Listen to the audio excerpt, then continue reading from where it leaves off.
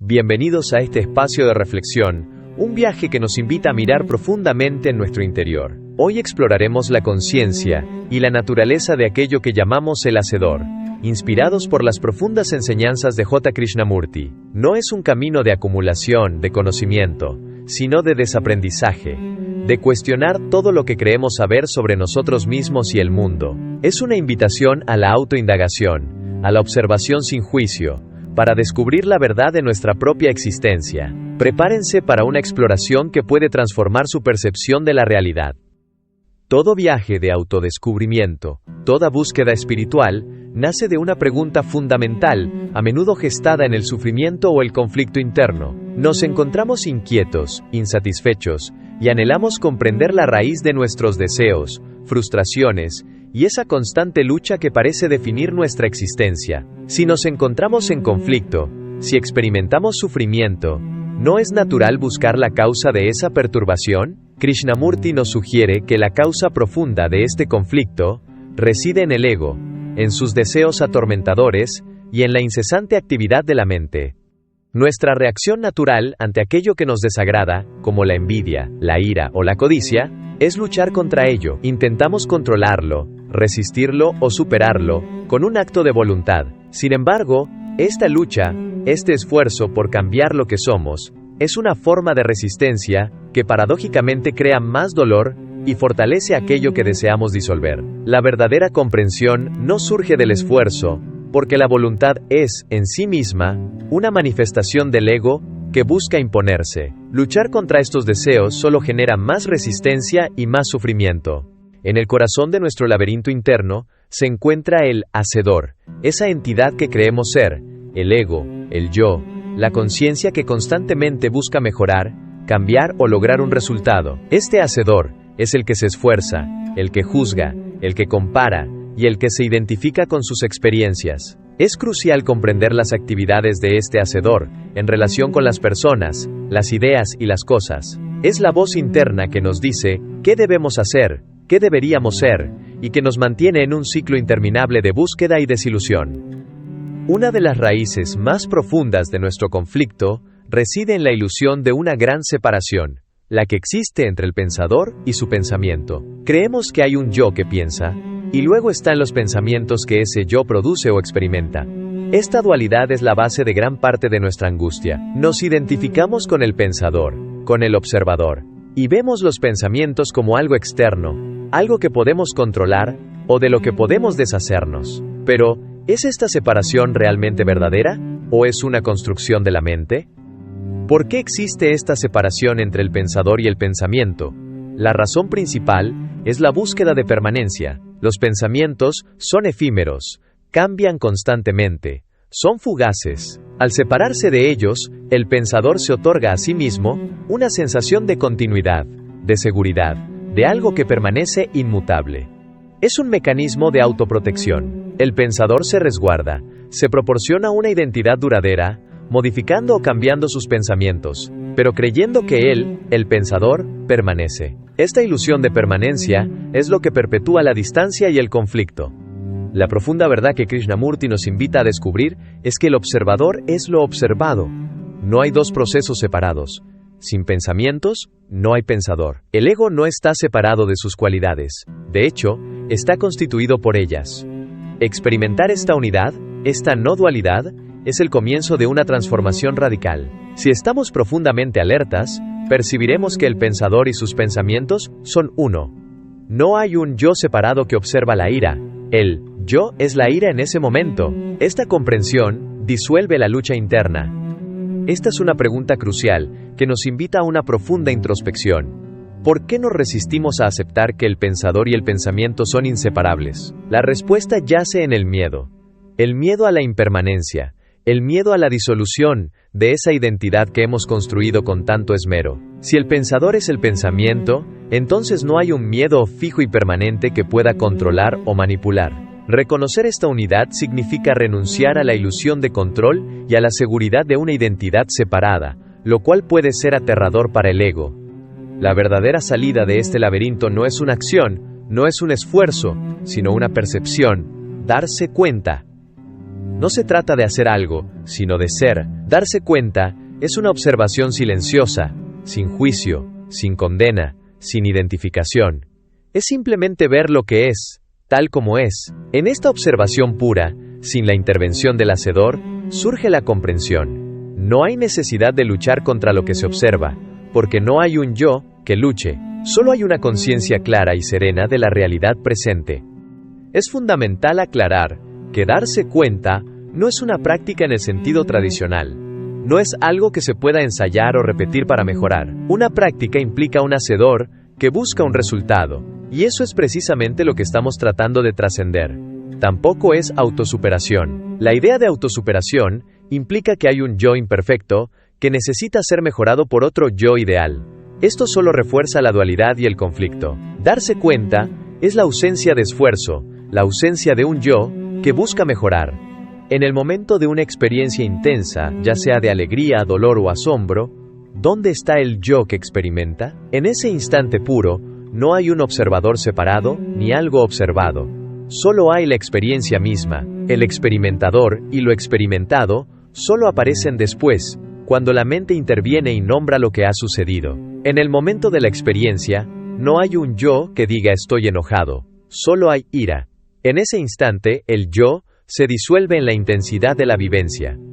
El hacedor nace un segundo después de la experiencia pura, cuando la mente interviene y nombra el sentimiento. En ese momento, se crea una dualidad, el yo que observa y el sentimiento que es observado. Por ejemplo, en el instante de la ira, solo hay ira, pero en el segundo siguiente, la calificamos y la nombramos. Estoy enojado. Inmediatamente, se crea el observador y lo observado, el experimentador y la experiencia. Este acto de nombrar es lo que solidifica la separación y da origen al hacedor y a su conflicto. Esta pregunta nos lleva al corazón de la indagación. Si el hacedor nace al nombrar la experiencia, ¿quién es entonces el experimentador que experimenta algo antes de que sea nombrado? ¿Existe realmente un quién, separado en ese momento de pura vivencia? ¿O es el experimentador y la experiencia una misma cosa, una unidad indivisible hasta que la mente interviene con su lenguaje y sus etiquetas? Reflexionar sobre esto es crucial para desmantelar la ilusión de un ello, separado y permanente. Cuando el ego se disuelve, cuando el hacedor cesa su actividad, no queda un vacío, sino el único espacio donde el amor puede existir. El amor no es una actividad del hacedor, no puede ser practicado, cultivado o logrado. Simplemente es, cuando el yo no está presente. Cuando conocemos el amor, no hay ego. Cuando hay amor, el ego no existe. No podemos practicar el amor, porque cualquier intento de hacerlo sería una actividad consciente del yo, y el amor no es una cualidad que el ego pueda poseer o manipular. Este viaje hacia adentro no es un mapa con instrucciones precisas, sino una invitación a la exploración. No es una técnica que deba ser dominada, sino una comprensión que surge de la observación atenta. No se trata de memorizar conceptos, sino de ver la verdad por uno mismo. Les animo a embarcarse en este viaje de autodescubrimiento, sin expectativas. No pregunten qué sucederá, porque esa pregunta solo revela la ansiedad y el deseo de seguridad del ego. Simplemente observen, y la verdad se revelará en su propia experiencia. Todos conocemos esa batalla interna, ¿no? La ansiedad, la envidia, esa voz que no para, y la reacción casi automática es, preguntarse, ¿qué hago con esto? Claro. ¿Qué técnica, qué truco mental puedo usar para arreglarlo? Exacto. Buscamos una estrategia para ganar la guerra dentro de nuestra propia cabeza. Pero, ¿y si las armas que elegimos, la disciplina, la voluntad, el control, fueran en realidad el problema? Empezamos fuerte. Hoy nos vamos a meter de lleno en unas ideas bastante desafiantes de Jiddu Krishnamurti, sacadas de una colección de sus charlas. La misión es investigar a un personaje central que él describe en nuestra mente, una figura que llama el hacedor. El hacedor. Me suena a ese gerente interno que siempre está tratando de optimizarlo todo, incluido a sí mismo. Justo ese. Vamos a explorar quién es este hacedor, que podemos llamar el ego o el yo, y por qué, según estos textos, cada vez que intenta mejorarse, parece que solo echa más leña al fuego del conflicto. Exacto. Es una exploración que nos va a obligar a repensar casi todo. Nos llevará a cuestionar la separación que hacemos entre nosotros y nuestros pensamientos. Y eso lo cambia todo. Lo cambia todo. Y veremos cómo eso afecta en nuestra idea de lo que es el autocontrol e incluso el amor. Así que, bueno, prepárense, porque es un viaje que desmonta muchas cosas que damos por sentadas. Perfecto. Pues entremos en materia. Los textos identifican el origen del sufrimiento en los deseos de este hacedor. Sentimos envidia, ira, orgullo, y nuestra primera reacción es luchar, reprimir, decir, no debería sentir esto. Y ahí mismo, en ese primer impulso, ya hemos caído en la trampa. Ya de entrada. De entrada, una de las ideas centrales de este material es que luchar contra tus propios sentimientos es como intentar apagar un fuego con gasolina. Le das más fuerza. La resistencia solo le da más fuerza, más realidad a eso que quieres eliminar. La verdadera comprensión no viene de esa lucha, sino de algo que Krishnamurti llama un darse cuenta sin elección. Espera, eso ya choca con todo lo que se nos ha dicho. La fuerza de voluntad, el querer cambiar, se supone que son el motor del crecimiento personal. ¿Cómo es posible que aquí sean parte del problema? Es que lo que se plantea es que la voluntad como la entendemos no es más que el ego en acción. Es el hacedor diciendo, no me gusta este sentimiento, quiero este otro. Ah, es un acto de deseo. Es un acto de deseo de querer adquirir un estado mental diferente. Pero la comprensión profunda no surge de forzar un cambio, sino de observar lo que hay. Sin más, es una observación, digamos, pasiva, sin juzgar si es bueno o malo. Simplemente es. De acuerdo, lo entiendo. No luchar, sino observar. Pero si la clave es ese darse cuenta, volvemos a la pregunta del principio. ¿Cómo lo consigo? Hoy en día todo el mundo habla de practicar la atención plena, de meditar 10 minutos al día. Es esa la vía. Aquí es donde la cosa se pone aún más radical y se aleja de muchas corrientes actuales. La respuesta que encontramos en estos escritos es un no rotundo. Un momento. ¿Cómo que no se puede practicar? Este darse cuenta no se puede practicar. Pero si no lo practicas, ¿cómo vas a mejorar en ello? O sea, toda mi vida me han dicho que la práctica hace al maestro. Claro, es que el argumento es muy sutil y potente. A ver, cuando practicas algo de forma repetida, ¿en qué se convierte? Pues en un hábito. En un hábito. Y una mente que funciona por hábitos, por rutinas, se vuelve mecánica, ¿no? Predecible. Pierde sensibilidad. ¿Entiendo? En cambio, este darse cuenta del que hablamos exige una frescura y una atención total en cada instante. No es un piloto automático que puedas encender y apagar. Requiere una vigilancia constante que no se puede mecanizar. Vale, creo que empiezo a ver por dónde va. La práctica crea una rutina y la rutina es lo contrario a estar verdaderamente atenta en el presente. Exactamente. Y aquí viene el golpe de gracia. ¿Quién es el que decide voy a practicar para estar más atento? El hacedor Es el hacedor, el ego. es el mismo centro que estamos tratando de comprender. El ego se apropia de la técnica y dice, voy a practicar para disolverme. Claro. Pero en el propio acto de practicar para disolverme, el ego se está experimentando a sí mismo, se está fortaleciendo. Es la serpiente que se muerde la cola. Es un bucle perfecto. El ego usa la propia herramienta de liberación para asegurarse su supervivencia. Es como un virus que muta para hacerse resistente a la medicina. Tal cual. Esto nos lleva a la que creo que es la idea más difícil de digerir de todo esto. La afirmación de que el observador y lo observado son uno. O dicho de otra forma, el pensador y el pensamiento son la misma cosa. A ver, ¿qué significa eso en cristiano?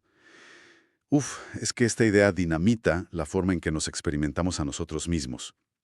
Normalmente, funcionamos como si hubiera dos entidades separadas. Por un lado, estoy yo, el pensador, ¿Sí? y por otro están mis pensamientos. Y este yo cree que puede gestionar sus pensamientos como si fuera un jefe. Claro, como si el yo fuera una directora de orquesta y los pensamientos fueran los músicos. Puede decirles a los violines que dejen de tocar tan fuerte o que los trombones entren más tarde. Esa es la analogía perfecta. Pero lo que Krishnamurti plantea es que esa separación es una ilusión. No hay director de orquesta. ¿No hay? El director es la orquesta. El pensador no es una entidad aparte de sus pensamientos. Está hecho de ellos. Ese yo que observa no existe sin sus miedos, sus ambiciones, sus creencias. Se ha separado artificialmente para darse una sensación de control y de permanencia. O sea que la directora no es nada sin sus músicos. Si los músicos se van, la directora desaparece. No puede despedir al músico de la ira y seguir siendo la misma directora. Ella es en parte esa ira. Justo. La verdadera transformación no ocurre cuando el pensador intenta cambiar sus pensamientos, sino cuando se da cuenta, cuando experimenta de verdad que él es esos pensamientos. En ese momento, la lucha interna se detiene, porque no hay dos bandos. Solo hay uno. Solo hay uno. Y eso me lleva a un ejemplo muy concreto que aparece en el material para explicar esto. La pregunta es, ¿en el preciso instante en que sientes ira, hay alguien ahí que se da cuenta de que está enfadado? Y la respuesta es que no. En ese microsegundo solo hay ira. Exacto. En ese momento álgido de la experiencia, ya sea ira, celos o una alegría inmensa, solo existe el experimentar. No hay dualidad. Cero. Piensa en un susto repentino. Alguien te toca por la espalda y saltas. En ese instante, no hay un yo que está asustado. Solo hay un fogonazo de susto. El yo aparece una fracción de segundo después. ¿Y cuándo aparece exactamente? Aparece en el momento en que la mente le pone un nombre. En cuanto el pensamiento dice, «¿Qué susto me he llevado?» o «Estoy enfadado», se crea la división. Ahí está. De repente, tienes a un yo, el observador, y a un sentimiento etiquetado como susto o ira, que es lo observado. El hacedor nace en ese acto de nombrar. Ah. O sea que el hacedor es como la narradora que llega después de los hechos y se apropia de la historia. ¿Exacto? Antes de que ella llegue y la cuente, solo había experiencia pura, sin un yo como protagonista. Y una vez que llega la narradora, empieza a querer editar la historia, cambiar el guión, y ahí empieza el conflicto. Has dado en el clavo. La mayor parte del tiempo no estamos viviendo directamente, sino que estamos pensando sobre lo que vivimos. Estamos un paso por detrás, analizando, juzgando, etiquetando. Siempre. La invitación de estas enseñanzas es a permanecer en ese estado previo a la etiqueta, porque es el único lugar donde no existe el conflicto. Vale, si aceptamos esta premisa tan potente, las implicaciones son enormes. ¿Qué pasa con algo tan fundamental como el autocontrol? Si no hay un yo separado que controla, ¿quién controla a quién? Es toda una farsa. Es que la idea de control ya implica esa dualidad, un controlador y algo controlado, ¿no? Pero si nos preguntamos ¿quién es el controlador? La respuesta que se ofrece es que es simplemente otro pensamiento. Es un fragmento de la mente que se ha autoproclamado jefe. Como si un pensamiento se pusiera un uniforme de policía y empezara a dirigir el tráfico de los demás pensamientos. Exacto. Es como si tu mano izquierda intentara esposar a tu mano derecha. Ambas son parte del mismo cuerpo. La lucha es artificial y lo único que hace es agotar una cantidad inmensa de energía. Claro. Cuando te das cuenta de que el policía y el ladrón son la misma entidad, ambos son pensamiento, el conflicto se disuelve. La energía que se gastaba en reprimir se libera. Y esto me eleva a la pregunta más delicada. ¿Qué pasa con el amor? Si el ego, este hacedor, es el que dice yo amo, y resulta que es una construcción, ¿qué es el amor entonces? Este es quizás el punto más, no sé, más poético y demoledor de todo el material. Se afirma sin rodeos que el ego no puede conocer el amor. No puede. No. Dice algo como, en el momento en que dices amo, en el acto mismo de experimentarlo como yo estoy amando, el amor desaparece. O sea que en el momento en que eres consciente de tu propio acto de amar, ya lo has convertido en una experiencia del yo y deja de ser el estado puro de amor. Es vertiginoso. Lois, y la conclusión es que, donde hay amor, el ego no está. El amor no es una actividad que el yo pueda realizar para sentirse bien consigo mismo. Es un estado del ser que solo puede florecer en la ausencia total de ese centro que se preocupa por sí mismo. No se puede hacer. No es algo que se pueda practicar o conseguir. Simplemente es cuando el yo no es. Ok, esto es mucho que procesar.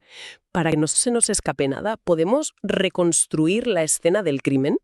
¿Hacer un resumen rápido de cómo nace este hacedor en cámara lenta? Claro. La cadena es muy clara. Empieza con la percepción. Ves un coche de lujo en la calle. ¿Vale? Inmediatamente viene el contacto y la sensación. Te produce una sensación placentera. Ok, hasta ahí todo bien. El tercer paso es clave. El pensamiento se identifica con esa sensación Y nace el deseo. Me gusta ese coche, lo quiero. Y ahí, en ese lo quiero, ¿Vivirá para conseguir ese coche o sufrirá por no tenerlo? Es el que crea el conflicto. Es un proceso que ocurre en milisegundos y de forma totalmente automática. La percepción se convierte en deseo y el deseo crea al deseador. Fascinante. Y ese deseador es el hacedor que pasa el resto de su vida en un estado de esfuerzo, persiguiendo el placer y huyendo del dolor, sin darse cuenta de que él mismo es un producto de ese mismo mecanismo. Entonces, ¿a dónde nos lleva todo esto? Después de desmontar la práctica, la voluntad y el control, parece que la respuesta a la pregunta ¿qué puedo hacer? Es, paradójicamente, nada. Exacto. Y eso puede sonar a rendición, a pasividad. Puede sonar así porque va en contra de toda nuestra cultura de la acción y la productividad, pero no es pasividad, es un tipo de acción completamente diferente. ¿A qué te refieres? No es la acción de hacer algo para conseguir un resultado, sino la acción de observar sin ningún motivo. Ver todo este mecanismo del ego funcionar sin que sea el propio ego el que dirige la observación para obtener un beneficio. Es una alerta total, pero sin agenda. Una comprensión que no busca mejorar al yo, sino que si se da, lo que hace es disolver al comprendedor. Ahí está la clave de todo. Y justo eso nos deja con una última idea de los textos que me pareció muy provocadora. Hay una frase que dice algo así como, es tan importante ser pobre, no solo en cosas del mundo, sino también en creencias y conocimientos. Es una idea perfecta para cerrar. Si conectamos eso con todo lo que hemos hablado, nos deja una pregunta fascinante para reflexionar. A ver, Si el autoconocimiento no se trata de acumular más información o de mejorar el yo, y si incluso acumular conocimiento espiritual puede ser otra forma sutil de hacer al ego más grande y sofisticado, ¿qué significaría entonces aprender de una manera que no sea acumulativa? ujú. ¿Es posible llegar a una comprensión que no refuerce la existencia del comprendedor? Hola, si te gustó el video, suscríbete y danos un like o comentario. Te invitamos a nuestro grupo de estudios gratuito, donde compartimos clases, videos y material escrito gratis, que no publicamos aquí en YouTube. Te dejamos el link de WhatsApp en la descripción. Te esperamos. Paz inverencial.